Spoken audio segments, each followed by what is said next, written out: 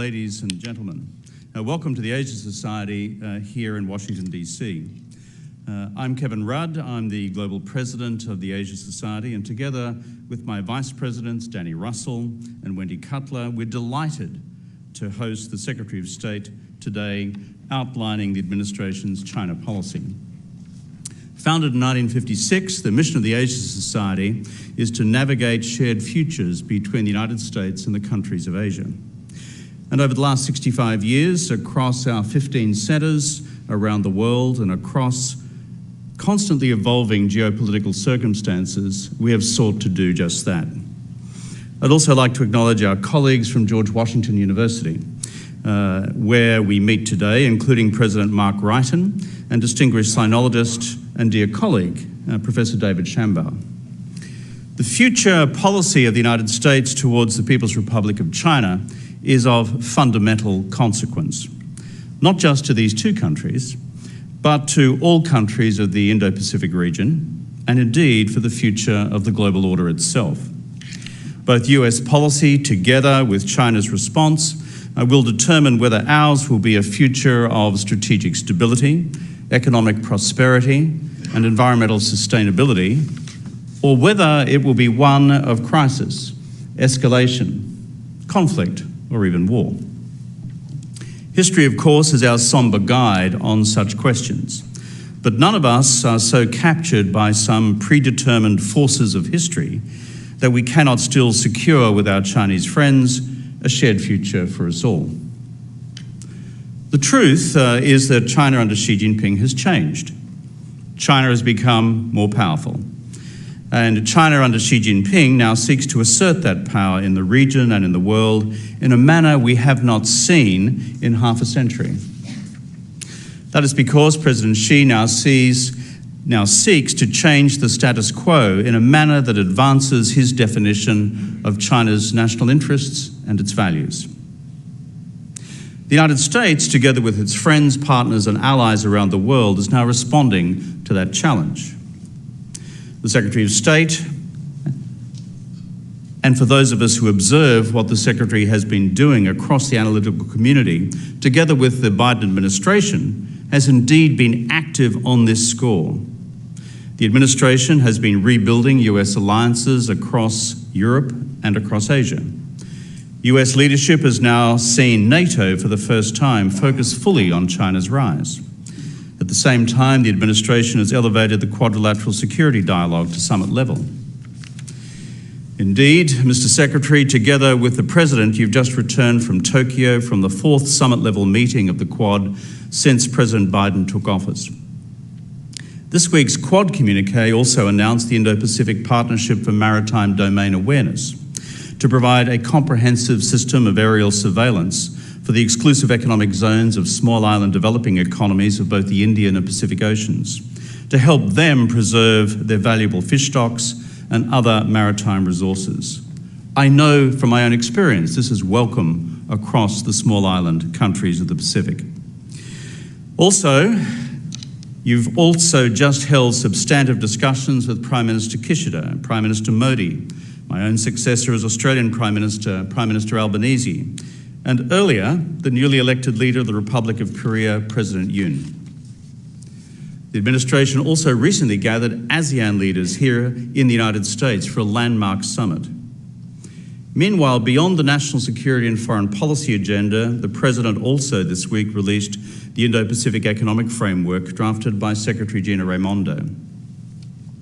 This embraces future coordination, cooperation, and where possible integration across a number of new drivers of pan-regional economic growth, including digital commerce, the renewable energy revolution, and supply chain security.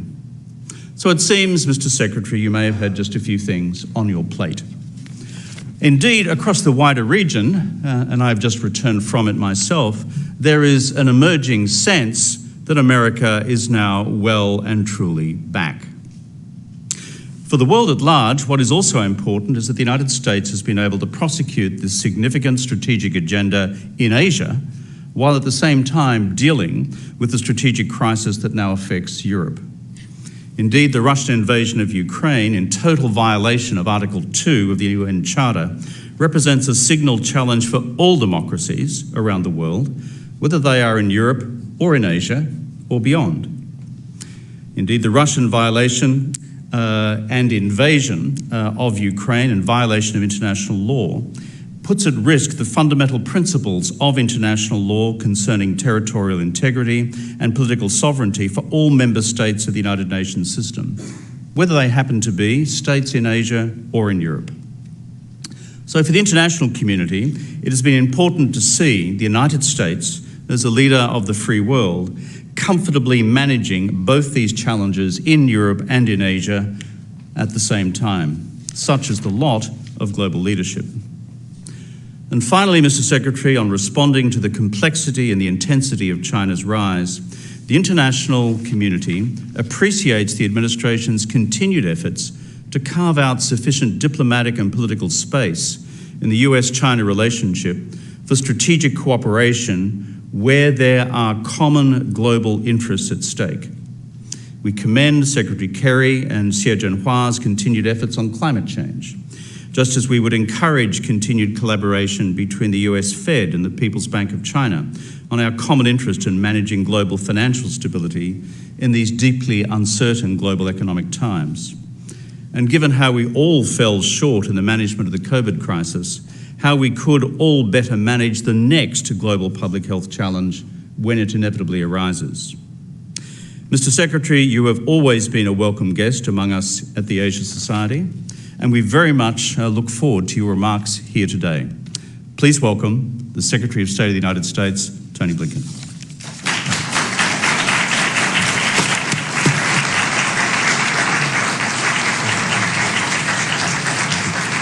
Thank you.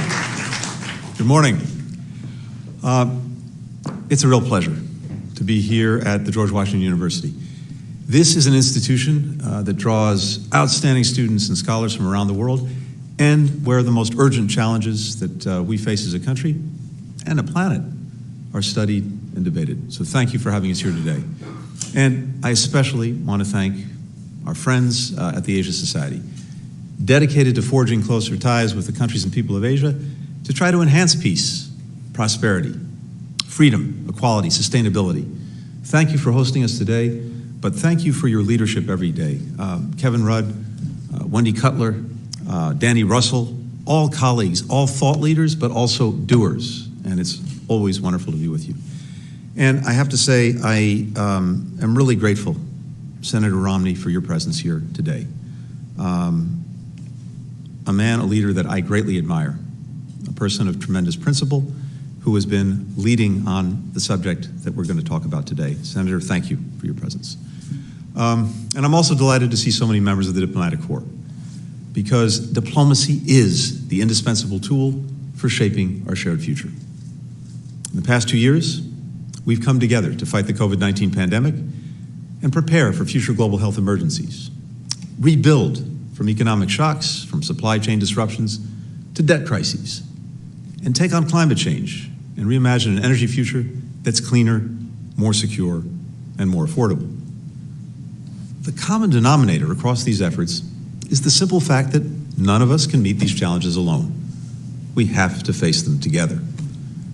That's why we put diplomacy back at the center of American foreign policy, to help us realize the future that Americans and people around the world seek, one where technology is used to lift people up, not suppress them, where trade and commerce support workers, raise incomes, create opportunity, where universal human rights are respected, countries are secure from coercion and aggression, and people, ideas, goods, and capital move freely, and where nations can both forge their own paths and work together effectively in common cause. To build that future, we must defend and reform the rules-based international order, the system of laws, agreements, principles, and institutions that the world came together to build after 2 world wars, to manage relations between states, to prevent conflict, to uphold the rights of all people. Its founding documents include the UN Charter and the Universal Declaration of Human Rights, which enshrine concepts like self-determination, sovereignty, the peaceful settlement of disputes. These are not Western constructs. They are reflections of the world's shared aspirations. In the decades since, despite daunting challenges and despite the gap between our ideals and some of the results we've achieved, the countries of the world have avoided another world war, an armed conflict between nuclear powers. We built a global economy that lifted billions of people out of poverty. We've advanced human rights as never before. Now, as we look to the future, we want not just to sustain the international order that made so much of that progress possible, but to modernize it, to make sure that it represents the interests, the values, the hopes of all nations, big and small, from every region. And furthermore, that it can meet the challenges that we face now and will face in the future, many of which are beyond what the world could have imagined 7 decades ago. But that outcome is not guaranteed, because the foundations of the international order are under serious and sustained challenge. Russian President Vladimir Putin poses a clear and present threat. In attacking Ukraine 3 months ago, he also attacked the principles of sovereignty and territorial integrity enshrined in the UN Charter to protect all countries from being conquered or coerced. That's why so many countries have united to oppose this aggression, because they see it as a direct assault on the foundation of their own peace and security. Ukraine is fighting valiantly to defend its people and its independence, with unprecedented assistance from the United States and countries around the world. And while the war is not over, President Putin has failed to achieve a single one of his strategic aims. Instead of erasing Ukraine's independence, he strengthened it. Instead of dividing NATO, he's united it. Instead of asserting Russia's strength, he's undermined it.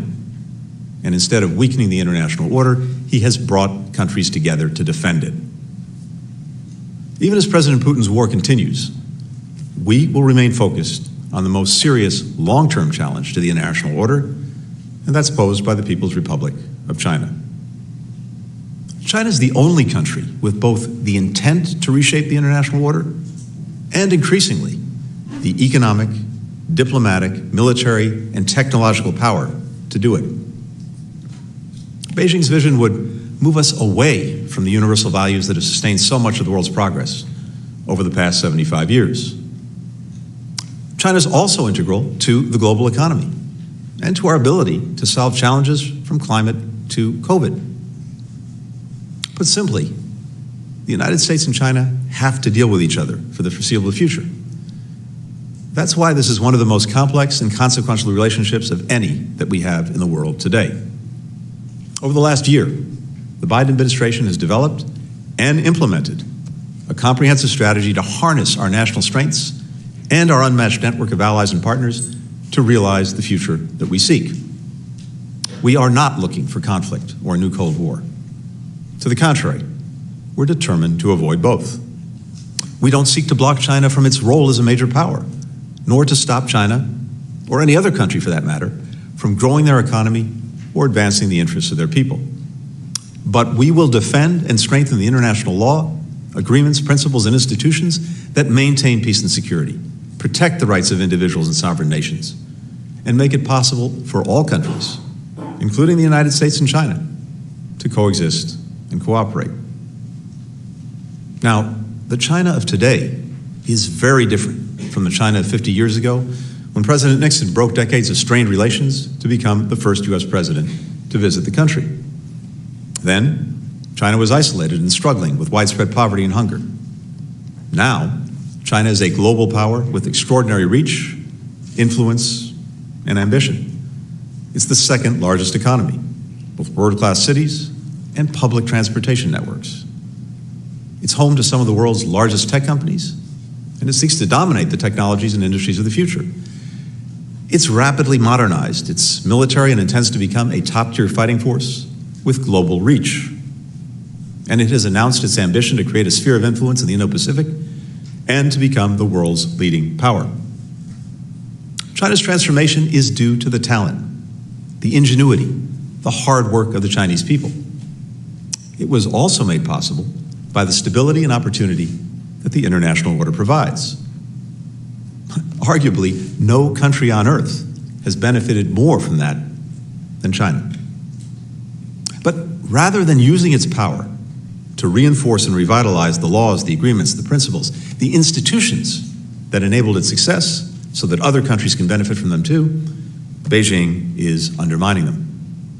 Under President Xi, the ruling Chinese Communist Party has become more repressive at home and more aggressive abroad. We see that in how Beijing has perfected mass surveillance within China and exported that technology to more than 80 countries.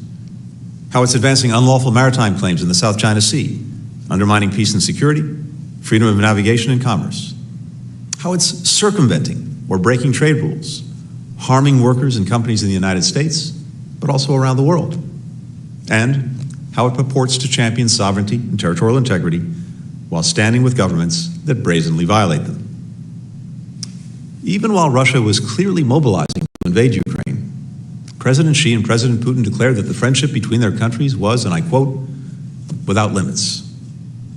Just this week, as President Biden was visiting Japan, China and Russia conducted a strategic bomber patrol together in the region. Beijing's defense of President Putin's war to erase Ukraine's sovereignty and secure a sphere of influence in Europe should raise alarm bells for all of us who call the Indo-Pacific region home. For these reasons and more, this is a charged moment for the world.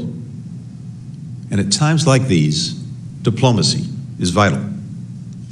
It's how we make clear our profound concerns, better understand each other's perspective, and have no doubt about each other's intentions. We stand ready to increase our direct communication with Beijing across a full range of issues. And we hope that that can happen. But we cannot rely on Beijing to change its trajectory. So, we will shape the strategic environment around Beijing to advance our vision for an open, inclusive international system. President Biden believes this decade will be decisive. The actions that we take at home and with countries worldwide will determine whether our shared vision of the future will be realized. To succeed in this decisive decade, the Biden administration's strategy can be summed up in 3 words: invest, align, compete. We will invest in the foundations of our strength here at home, our competitiveness, our innovation, our democracy. We will align our efforts with our network of allies and partners, acting with common purpose and in common cause. And harnessing these 2 key assets, we'll compete with China to defend our interests and build our vision for the future. We take on this challenge with confidence. Our country is endowed with many strengths.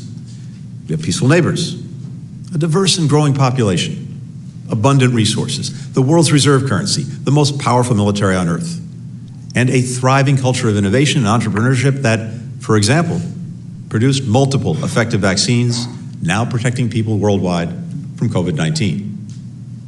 And our open society, at its best, attracts flows of talent and investment and has time-tested capacity for reinvention, rooted in our democracy, empowering us to meet whatever challenges we face.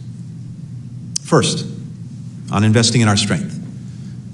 After the Second World War, as we and our partners were building the rules-based order, our federal government was also making strategic investments in scientific research, education, infrastructure, our workforce, creating millions of middle-class jobs and decades of prosperity and technology leadership. But we took those foundations for granted. And so it's time to get back to basics. The Biden administration is making far-reaching investments in our core sources of national strength, starting with a modern industrial strategy to sustain and expand our economic and technological influence, make our economy and supply chains more resilient, sharpen our competitive edge. Last year, President Biden signed into law the largest infrastructure investment in our history to modernize our highways, our ports, airports, rail, and bridges, to move goods to market faster, to boost our productivity, to expand high-speed internet to every corner of the country, to draw more businesses and more jobs to more parts of America. We're making strategic investments in education and worker training so that American workers, the best in the world, can design, build, and operate the technologies of the future. Because our industrial strategy centers on technology, we want to invest in research, development, advanced manufacturing. 60 years ago, our government spent more than twice as much on research as a percentage of our economy as we do now. Investments that in turn catalyzed private sector innovation. It's how we won the space race, invented the semiconductor, built the internet. We used to rank first in the world in R&D as a proportion of our GDP. Now, we're ninth. Meanwhile, China has risen from 8th place to 2nd. With bipartisan congressional support, we'll reverse these trends and make historic investments in research and innovation, including in fields like artificial intelligence, biotechnology, quantum computing. These are areas that Beijing is determined to lead, but given America's advantages, the competition is ours to lose, not only in terms of developing new technologies, but also in shaping how they're used around the world so that they're rooted in democratic values, not authoritarian ones. The leadership of Senator Romney and others, the House and Senate have passed bills to support this agenda, including billions to produce semiconductors here and to strengthen other critical supply chains. Now, we need Congress to send the legislation to the President for his signature.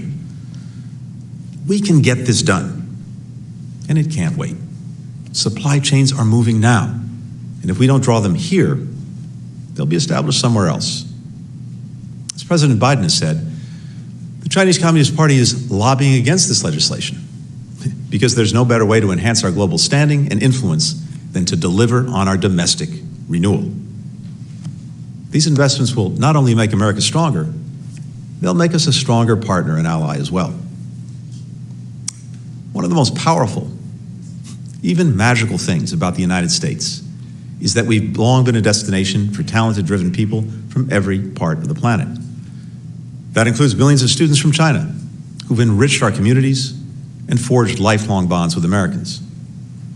Last year, despite the pandemic, we issued more than 100,000 visas to Chinese students in just 4 months, our highest rate ever. We're thrilled that they've chosen to study in the United States. We're lucky to have them. And we're lucky when the best global talent not only studies here, but stays here, as more than 80% of Chinese students who pursue science and technology PhDs in the United States have done in recent years.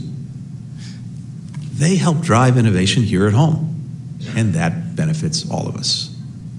We can stay vigilant about our national security without closing our doors. We also know from our history that when we're managing a challenging relationship with another government, people from that country or with that heritage can be made to feel that they don't belong here or that they're our adversaries. Nothing could be further from the truth. Chinese Americans made invaluable contributions to our country. They've done so for generations. Mistreating someone of Chinese descent goes against everything we stand for as a country, whether a Chinese national visiting or living here, or a Chinese American, or any other Asian American whose claim to this country is equal to anyone else's. Racism and hate have no place in a nation built by generations of immigrants to fulfill the promise of opportunity for all. We have profound differences with the Chinese Communist Party and the Chinese government, but those differences are between governments and systems, not between our people. The American people have great respect for the Chinese people. We respect their achievements, their history, their culture. We deeply value the ties of family and friendship that connect us. And we sincerely wish for our governments to work together on issues that matter to their lives and to the lives of Americans, and for that matter, the lives of people around the world. There's another core source of national strength that we'll be relying on in this decisive decade: our democracy. 100 years ago, if asked what constitutes the wealth of a nation, we might list the expanse of our land, the size of our population, the strength of our military, the abundance of our natural resources. And thankfully, we're still wealthy in all of those attributes. But more than ever in this 21st century, the true wealth of a nation is found in our people, our human resources, and our ability to unleash their full potential. We do that with our democratic system. We debate, we argue, we disagree, we challenge each other, including our elected leaders. We deal with our deficiencies openly. We don't pretend they don't exist or sweep them under the rug. And though progress can feel painfully slow, it can be difficult and ugly, by and large, we consistently work toward a society where people from all backgrounds can flourish, guided by national values that unite, motivate, and uplift us. We're not perfect, but at our best, we always strive to be, in the words of our Constitution, a more perfect union. Our democracy is designed to make that happen. That's what the American people and the American model offer, and it's one of the most powerful assets in this contest. Now, Beijing believes that its model is the better one, that a party-led, centralized system is more efficient, less messy, ultimately superior to democracy. We do not seek to transform China's political system. Our task is to prove once again that democracy can meet urgent challenges, create opportunity, advance human dignity, that the future belongs to those who believe in freedom, and that all countries will be free to chart their own paths without coercion. The second piece of our strategy is aligning with our allies and partners to advance a shared vision for the future. From day one, the Biden administration has worked to re-energize America's unmatched network of alliances and partnerships and to re-engage in international institutions. We're encouraging partners to work with each other and through regional and global organizations. And we're standing up new coalitions to deliver for our people and meet the tests of the century ahead. Nowhere is this more true than in the Indo-Pacific region, where our relationships, including our treaty alliances, are among our strongest in the world. The United States shares the vision that countries and people across the region hold, one of a free and open Indo-Pacific where rules are developed transparently and applied fairly, where countries are free to make their own sovereign decisions, where goods, ideas, and people flow freely across land, sky, cyberspace, the open seas, and governance is responsive to the people. President Biden reinforced these priorities this week with his trip to the region, where he reaffirmed our vital security alliances with South Korea and Japan and deepened our economic and technology cooperation with both countries. He launched the Indo-Pacific Economic Framework for Prosperity, a first-of-its-kind initiative for the region. It will, in the President's words, help all our countries' economies grow faster and fairer. IPEF, as we call it, renews American economic leadership, but adapts it for the 21st century by addressing cutting-edge issues like the digital economy, supply chains, clean energy infrastructure, and corruption. A dozen countries, including India, have already joined. Together, IPEF members make up more than a third of the global economy. The President also took part in the Leaders' Summit of the Quad countries, Australia, Japan, India, the United States. The Quad never met at the leader level before President Biden took office. Since he convened the first leaders meeting last year, the Quad has held 4 summits. It's become a leading regional team. This week, it launched a new Indo-Pacific partnership for maritime domain awareness, so our partners across the region can better monitor the waters near their shores to address illegal fishing and protect their maritime rights and their sovereignty. We're reinvigorating our cooperation with ASEAN. Earlier this month, we hosted the U.S.-ASEAN Summit to take on urgent issues like public health and the climate crisis together. This week, 7 ASEAN countries became founding members of the Indo-Pacific Economic Framework. And we're building bridges among our Indo-Pacific and European partners, including by inviting Asian allies to the NATO Summit in Madrid next month. We're enhancing peace and stability in the Indo-Pacific, for example, with the new security partnership between Australia, the United Kingdom, and the United States, known as AUKUS. And we're helping countries in the region and around the world defeat COVID-19. To date, the United States has provided nearly $20 billion to the global pandemic response. That includes more than 540 million doses of safe and effective vaccines donated, not sold, with no political strings attached, on our way to 1.2 billion doses worldwide. And we're coordinating with a group of 19 countries in a global action plan to get shots into arms. As a result of all of this diplomacy, we are more aligned with partners across the Indo-Pacific, and we're working in a more coordinated way toward our shared goals. We've also deepened our alignment across the Atlantic. We launched the US-EU Trade and Technology Council last year, marshaling the combined weight of nearly 50% of the world's GDP. Last week, I joined Secretary Raimondo, Ambassador Tai, and our European Commission counterparts for our second meeting to work together on new technology standards, coordinate on investment screening and export controls, strengthen supply chains, boost green tech, and improve food security and digital infrastructure in developing countries. Meanwhile, we and our European partners set aside 17 years of litigation about aircraft. Now, instead of arguing with each other, we're working to secure a level playing field for our companies and workers in that sector. Similarly, we worked with the European Union and others to resolve a dispute on steel and aluminum imports. And now we're coming together around a shared vision on higher climate standards and protecting our workers and industries from Beijing's deliberate efforts to distort the market to its advantage. We're partnering with the European Union to protect our citizens' privacy while strengthening a shared digital economy that depends on vast flows of data. With the G20, we reached a landmark deal on a global minimum tax to halt the race to the bottom, make sure that big corporations pay their fair share, and give countries even more resources to invest in their people. More than 130 countries have signed on so far. We and our G7 partners are pursuing a coordinated, high standard and transparent approach to meet the enormous infrastructure needs in developing countries. We've convened global summits on defeating COVID-19 and renewing global democracy, and rejoined the UN Human Rights Council and the WHO, the World Health Organization. And at a moment of great testing, we and our allies have re-energized NATO, which is now as strong as ever. These actions are all aimed at defending and, as necessary, reforming the rules-based order that should benefit all nations. We want to lead a race to the top on tech, on climate, infrastructure, global health, and inclusive economic growth. And we want to strengthen a system in which as many countries as possible can come together to cooperate effectively, resolve differences peacefully, write their own futures as sovereign equals. Our diplomacy is based on partnership and respect for each other's interests. We don't expect every country to have the exact same assessment of China as we do. We know that many countries, including the United States, have vital economic or people-to-people ties with China that they want to preserve.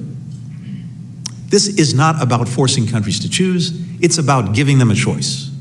So that, for example, the only option isn't an opaque investment that leaves countries in debt, stokes corruption, harms the environment, fails to create local jobs or growth, and compromises countries' exercise of their sovereignty. We've heard firsthand about buyer's remorse that these deals can leave behind. At every step, we're consulting with our partners, listening to them, taking their concerns to heart, building solutions that address their unique challenges and priorities. There is growing convergence about the need to approach relations with Beijing with more realism. Many of our partners already know from painful experience how Beijing can come down hard when they make choices that it dislikes. Like last spring, when Beijing cut off Chinese students and tourists from traveling to Australia and imposed an 80% tariff on Australian barley exports because Australia's government called for an independent inquiry into COVID's origin. Or last November, when Chinese Coast Guard vessels used water cannons to stop a resupply of a Philippine Navy ship in the South China Sea. Actions like these remind the world of how Beijing can retaliate against perceived opposition. There's another area of alignment we share with our allies and partners: human rights. The United States stands with countries and people around the world against the genocide and crimes against humanity happening in the Xinjiang region, where more than 1 million people have been placed into detention camps because of their ethnic and religious identity. We stand together on Tibet, where the authorities continue to wage a brutal campaign against Tibetans and their culture, language, and religious traditions. And in Hong Kong, where the Chinese Communist Party has imposed harsh anti-democratic measures under the guise of national security. Now, Beijing insists that these are somehow internal matters that others have no right to raise. That is wrong.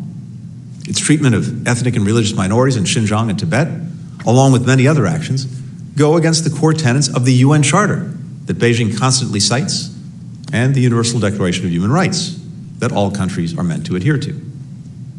Beijing's quashing of freedom in Hong Kong violates its handover commitments enshrined in a treaty deposited at the United Nations. We'll continue to raise these issues and call for change, not to stand against China, but to stand up for peace, security, and human dignity. That brings us to the third element of our strategy. Thanks to increased investments at home and greater alignment with allies and partners, we are well positioned to outcompete China in key areas. For example, Beijing wants to put itself at the center of global innovation and manufacturing, increase other countries' technological dependence, and then use that dependence to impose its foreign policy preferences. And Beijing is going to great lengths to win this contest. For example, taking advantage of the openness of our economies to spy, to hack, to steal technology and know-how, to advance its military innovation, and entrench its surveillance state. So, as we make sure the next wave of innovation is unleashed by the United States and our allies and partners, we'll also protect ourselves against efforts to siphon off our ingenuity or imperil our security. We're sharpening our tools to safeguard our technological competitiveness. That includes new and stronger export controls to make sure our critical innovations don't end up in the wrong hands. Greater protections for academic research to create an open, secure, and supportive environment for science. Better cyber defenses. Stronger security for sensitive data. And sharper investment screening measures to defend companies and countries against Beijing's efforts to gain access to sensitive technologies, data, or critical infrastructure, compromise our supply chains, or dominate key strategic sectors. We believe, and we expect the business community to understand, that the price of admission to China's market must not be the sacrifice of our core values or long-term competitive and technological advantages. We're counting on businesses to pursue growth responsibly, assess risks soberly, and work with us, not only to protect, but to strengthen our national security. For too long, Chinese companies have enjoyed far greater access to our markets than our companies have in China. For example, Americans who want to read the China Daily or communicate via WeChat are free to do so. But the New York Times and Twitter are prohibited for the Chinese people, except those working for the government who use these platforms to spread propaganda and disinformation.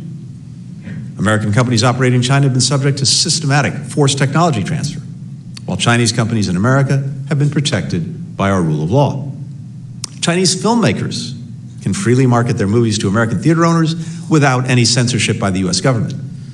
But Beijing strictly limits the number of foreign movies allowed in the Chinese market, and those that are allowed are subjected to heavy-handed political censorship. China's businesses in the United States don't fear using our impartial legal system to defend their rights. In fact, they're frequently in court asserting claims against the United States government. The same isn't true for foreign firms in China. This lack of reciprocity is unacceptable and it's unsustainable. Or consider what happened in the steel market.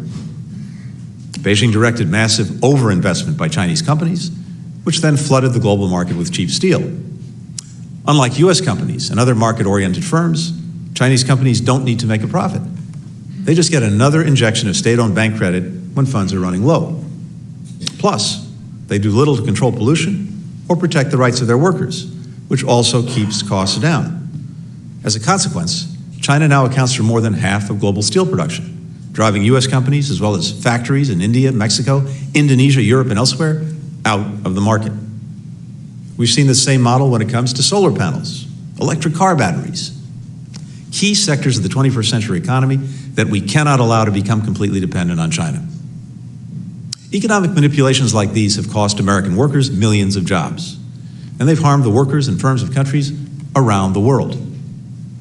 We will push back on market-distorting policies and practices like subsidies and market access barriers, which China's government has used for years to gain competitive advantage. We'll boost supply chain security and resilience by reshoring production or sourcing materials from other countries in sensitive sectors like pharmaceuticals and critical minerals so that we're not dependent on any one supplier. We'll stand together with others against economic coercion and intimidation. And we will work to ensure that US companies don't engage in commerce that facilitates or benefits from human rights abuses, including forced labor. In short, we'll fight for American workers and industry with every tool we have, just as we know that our partners will fight for their workers.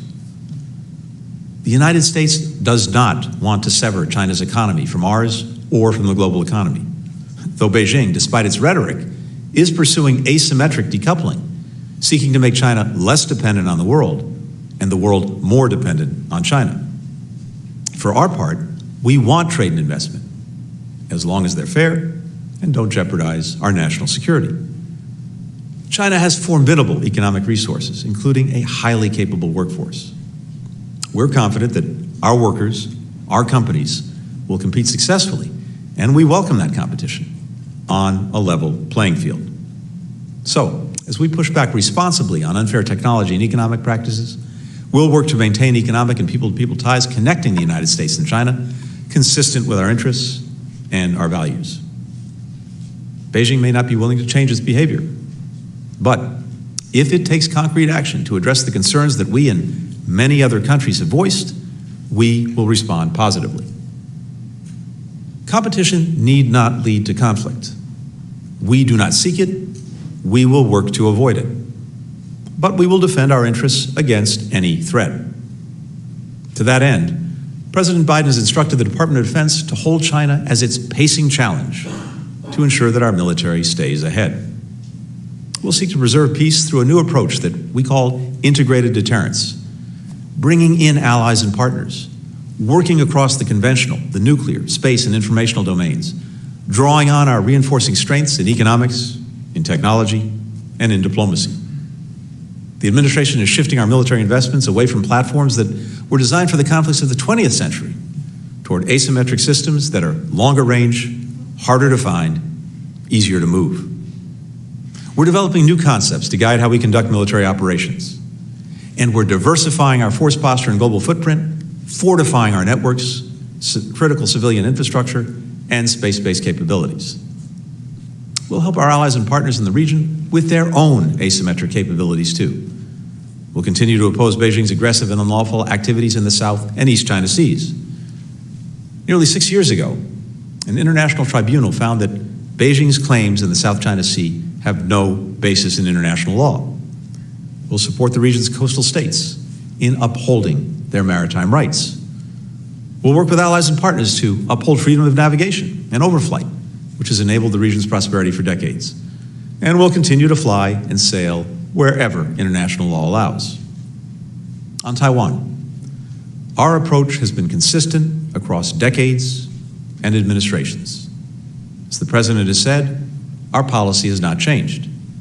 The United States remains committed to our One China policy, which is guided by the Taiwan Relations Act, the 3 joint communiques, the 6 assurances. We oppose any unilateral changes to the status quo from either side. We do not support Taiwan independence, and we expect cross-strait differences to be resolved by peaceful means. We continue to have an abiding interest in peace and stability across the Taiwan Strait. We'll continue to uphold our commitments under the Taiwan Relations Act to assist Taiwan in maintaining a sufficient self-defense capability and, as indicated in the TRA, to maintain our capacity to resist any resort to force or other forms of coercion that would jeopardize our security or the social or economic system of Taiwan. We enjoy a strong unofficial relationship with Taiwan, a vibrant democracy and leading economy in the region. We'll continue to expand our cooperation with Taiwan on our many shared interests and values, support Taiwan's meaningful participation in the international community, deepen our economic ties consistent with our One China policy. While our policy has not changed, what has changed is Beijing's growing coercion, like trying to cut off Taiwan's relations with countries around the world and blocking it from participating in international organizations. And Beijing has engaged in increasingly provocative rhetoric and activity, like flying PLA aircraft near Taiwan on an almost daily basis. These words and actions are deeply destabilizing. They risk miscalculation and threaten the peace and stability of the Taiwan Strait. As we saw from the President's discussions with allies and partners in the Indo-Pacific, maintaining peace and stability across the Strait is not just a U.S. interest. It is a matter of international concern, critical to regional and global security and prosperity. As President Biden likes to say, the only conflict worse than an intended one is an unintended one. We'll manage this relationship responsibly to prevent that from happening. We've prioritized crisis communications and risk reduction measures with Beijing. And on this issue and every other, we remain committed to intense diplomacy alongside intense competition. Even as we invest, align, and compete, we'll work together with Beijing where our interests come together. We can't let the disagreements that divide us stop us from moving forward on the priorities that demand that we work together for the good of our people and for the good of the world. That starts with climate. China and the United States had years of stalemate on climate, which gridlocked the world, but also periods of progress which galvanized the world. The Climate Diplomacy Channel, launched in 2013 between China and the United States, unleashed global momentum that produced the Paris Agreement. Last year at COP26, the world's hopes were buoyed when the United States and China issued our Glasgow Joint Declaration to work together to address emissions from methane to coal. Climate is not about ideology. It's about math.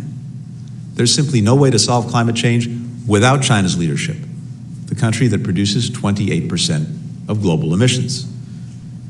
The International Energy Agency has made clear that if China sticks with its current plan and does not peak its emissions until 2030, then the rest of the world's must go to zero by 2035. And that's simply not possible. Today, about 20 nations are responsible for 80% of emissions. China's number one, the United States is number two. Unless we all do much more, much faster, the financial and human cost will be catastrophic. Plus, competing on clean energy and climate policy can produce results that benefit everyone. The progress that the United States and China make together, including through the working group established by the Glasgow Declaration, is vital to our success in avoiding the worst consequences of this crisis. I urge China to join us in accelerating the pace of these shared efforts. Likewise, on the COVID-19 pandemic, our fates are linked, and our hearts go out to the Chinese people as they deal with this latest wave. We've been through our own deeply painful ordeal with COVID. That's why we're so convinced that all countries need to work together to vaccinate the world, not in exchange for favors or political concessions, but for the simple reason that no country will be safe until all are safe. And all nations must transparently share data and samples and provide access to experts for new variants and emerging and re-emerging pathogens to prevent the next pandemic, even as we fight the current one. On non-proliferation and arms control, it's in all of our interests to uphold the rules, the norms, the treaties that have reduced the spread of weapons of mass destruction. China and the United States must keep working together and with other countries to address Iran and North Korea's nuclear programs. And we remain ready to discuss directly with Beijing our respective responsibilities as nuclear powers. To counter illegal and illicit narcotics, especially synthetic opioids like fentanyl that killed more than 100,000 Americans last year, we want to work with China to stop international drug trafficking organizations from getting precursor chemicals, many of which originate in China. As a global food crisis threatens people worldwide, we look to China, a country that's achieved great things in agriculture, to help with the global response. Last week at the United Nations, the United States convened a meeting of foreign ministers to strengthen global food security. We extended an invitation to China to join. We'll continue to do so. And as the world's economy recovers from the devastation of the pandemic, global macroeconomic coordination between the United States and China is key through the G20, the IMF, other venues, and of course, bilaterally. That comes with the territory of being the world's two largest economies. In short, we'll engage constructively with China wherever we can, not as a favor to us or anyone else, and never in exchange from walking away from our principles, but because working together to solve great challenges is what the world expects from great powers, and because it's directly in our interests. No country should withhold progress on existential transnational issues because of bilateral differences.